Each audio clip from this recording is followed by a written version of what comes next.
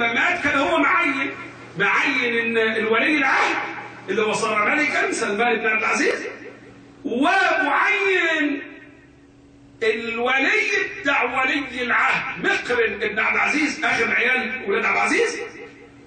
والوقتي هم عينوا مين؟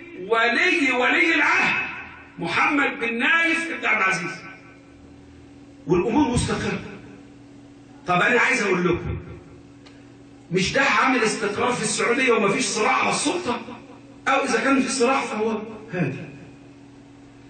لكن السعوديه مستقره والسعوديين في اغلبهم مسرورين مع النظام السعودي الحقيقي، بدل في اطعام وفي الميه زي الفل والكهرباء والاشياء معدن وتوزيع اموال. خلاص احنا الناس عليه في السلطه، خليهم يروحوا يشتكروا ويروحوا يلعبوا قمار في اوروبا ويعملوا ما عايزين، لا ما يضرنيش خلاص، انما انا باكل واشرب ومبسوط، انا وعندي وظيفه وماشي حالي. لكن النظام مستقر.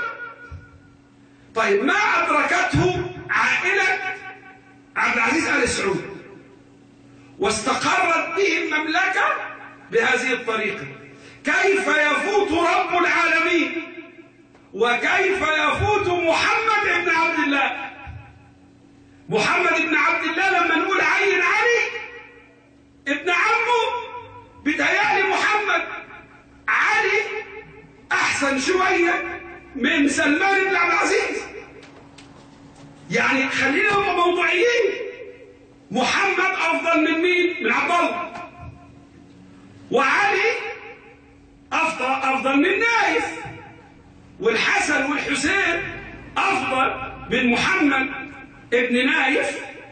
والواد الثاني اللي عينوه ما اعرفش ابن سلمان، عينوه الولد ابن سلمان كمان وزير، هم المناصب كلها. يعني طالما نحن نرى الاستقرار بهذه الطريقه بين الدول الجمهوريه، الصراع على السلطه طاحن والانتخابات قايمه قاعده، وفي تاريخ الاسلام الاسر مسكت في بعضها، أسرة أمية في أسرة هاشم، في العباسيين، في العثمانيين، في كل الأسر على تاريخ الإسلام وقعت في بعضها بسبب الصراع على السلطة. يبقى ما نراه من استقرار في الدول الملكية كاشفون على أن محمد بن عبد الله، حيث أمره الله يوم أن قال في يا أيها الرسول بلغ ما أنزل إليك من ربك وإن لم تفعل فما بلغت رسالته والله يعصمك من الناس، ووقف يوم غدير خم فأعلن أن أيها الناس ألا إنني أوشك أن أدعى فأجيب، وقال الكلمات التي ذكرتها عدة مرات ولا أريد إعادتها: أيها الناس إن اللطيف الخبير قد أنبأني أنني أوشك أن أدعى فأجيب، وإنكم مسؤولون وأنا مسؤول، فماذا أنتم قائلون؟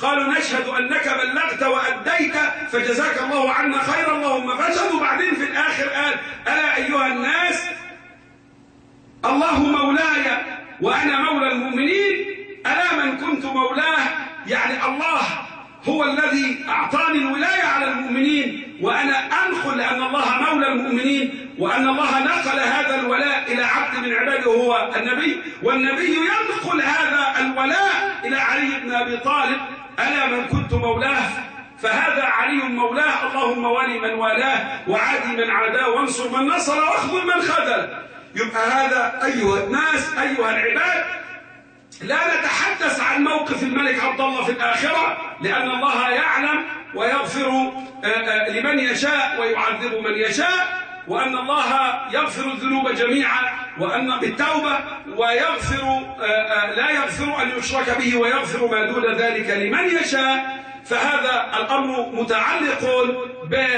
بوفاة الملك عبد الله ابن عبد العزيز.